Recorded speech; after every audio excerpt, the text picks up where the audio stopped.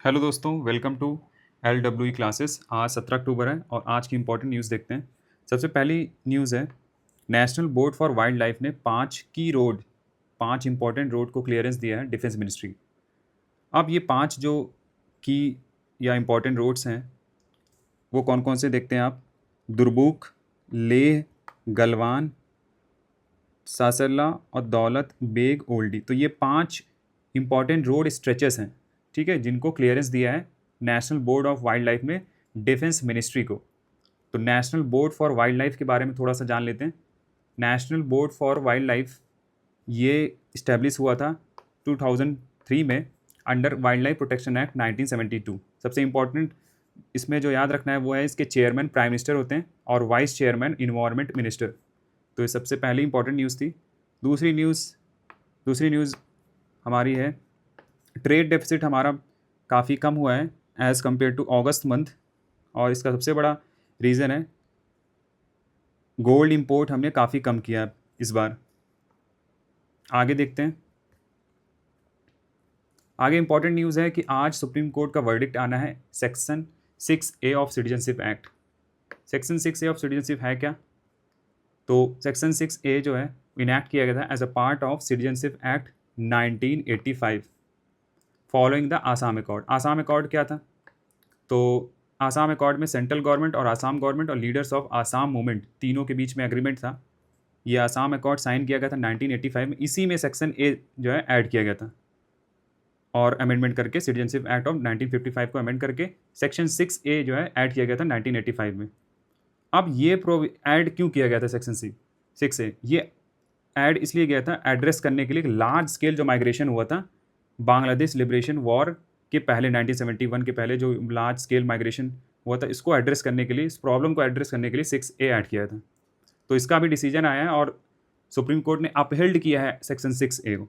Section 6A में 3 बातें हमें याद रखनी यहाँ पर। सबसे पहली बात यह है कि जो लोग Indian origin who came from Bangladesh, जो बांग्लादेश से आए हैं 1 जनवरी 1966 में, उनको सिटीजन ऑफ इंडिया कंसिडर किया जाएगा। ठीक है, 1 जनवरी 1966 के पहले जो आए होंगे उनको सिटीजन ऑफ इंडिया कंसिडर किया जाएगा। इसमें दूसरी बात जो याद रखनी है वो ये है कि पर्सन ऑफ इंडियन ओरिजिन जो 1 जनवरी 1966 और 25 मार्च 1971 के बीच में आए हैं उनको डिटेक्ट किया जाएगा टू बी फॉरेनर्स, और उनको रजिस्टर कराना पड़ा, अपने आप को रजिस्टर कराना पड़ेगा, और उनको सिटीजनशिप दिया जाएगा 10 साल like after 10 years of residence उनको सिटीजनशिप दिया जाएगा अंडर सर्टेन कंडीशंस और भी होंगी। तीसरी जो कंडीशन यहाँ पे ये थी कि पर्सन हु इंटर्ड ऑफिस, तो अब तीसरी कैटेगरी में वो लोग आएंगे जो 25 मार्च 1971 के बाद 25 मार्च 1971 के बाद जो आए हैं उनको डिटेक्ट किया जाएगा और deport back to the Bangladesh. ठीक, तो ये 3 इंपॉर्टेंट इसमें जो बातें हैं वो ध्यान में रखनी सेक्शन 6A की। तो ये तीनों बातें, अब क्या है कि ये तीनों चीज़ें जो हैं उनको अपहेल्ड कर दिया गया है, सुप्रीम कोर्ट ने अपहेल्ड कर दिया है। अगली न्यूज़ इसमें देखते हैं important,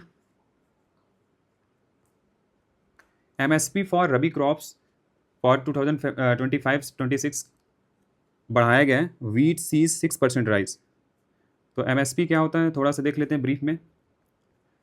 MSP minimum support price, ये एक ऐसा प्राइस होता है, गवर्नमेंट गारंटी देती है कि फार्मर्स को मिनिमम सपोर्ट प्राइस, मतलब इतना तो फार्मर्स को दिया जाएगा, और इतने जो मिनिमम सपोर्ट प्राइस में फार्मर एक्वायर करती है प्रोड्यूस, गवर्नमेंट एक्वायर करती है प्रोड्यूस फार्मर से। और ये जो MSP है ये बेस्ड होता है CACP पे, CACP की रिकमेंडेशन पे।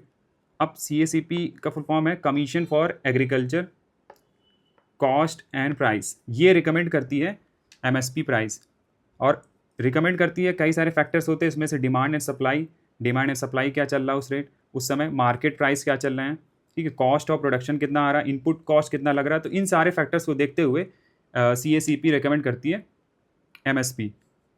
और CACP किसके अंडर आती है? तो ये आती है ministry of agriculture farmers welfare. इसका फाइनल अप्रूवल कौन देता है CACP के जो प्राइजेस को? CCCA, committee on economic affairs headed by PM। तो फाइनल अप्रूवल CCA देती है। करंटली 22 क्रॉप्स के लिए MSP दिया जा रहा है, और fair and remunerative prices sugar cane के लिए दिया जा रहा है। इसमें से 14 जो क्रॉप्स हैं वो खरीफ हैं और 6 क्रॉप्स हैं रबी, और 2 अदर कमर्शियल क्रॉप्स हैं।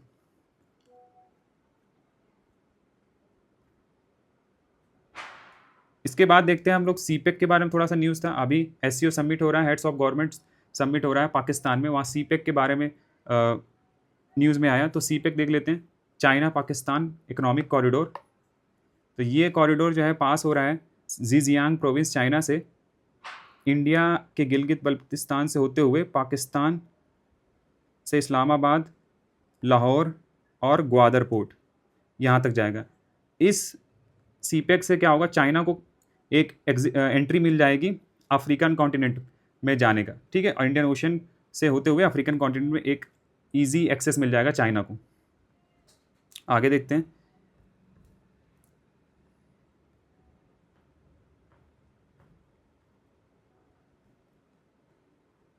आज के लिए इतना ही, ज़्यादा इंपॉर्टेंट न्यूज़ नहीं थी आज। Thank you.